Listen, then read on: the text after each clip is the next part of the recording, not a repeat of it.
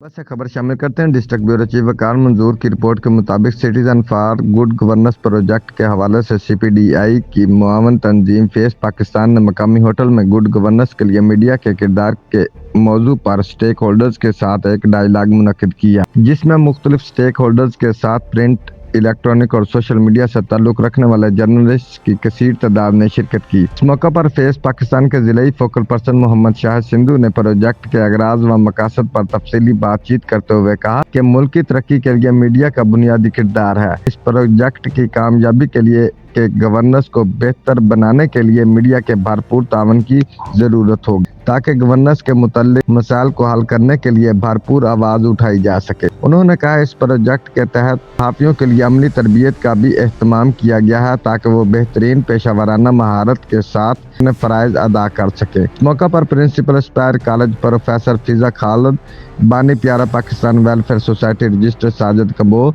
अकलीती रहनुमा Arshad Tabassum, Sardar Abdul Rehman Dogar advocate, city press club Kamalia से वकार मंजूर फरीदी वसीर, मियाँ इब्राहिम शेख सलमान, रमजान जट, आमिर भट्टी ने भी मीडिया की जिम्मेदारियों पर इजहार ख्याल किया। मोहम्मद हुसैन आबिद शेख, नदीम राय इलियास, अरशद अंसारी, सीनियर सहाफी जिया शहद व दीगर ने अपने भरपूर तावन का यकीन दिलाया और सहाफियों के लिए होने वाली ट्रेनिंग में शमूलियत का भी इजहार किया।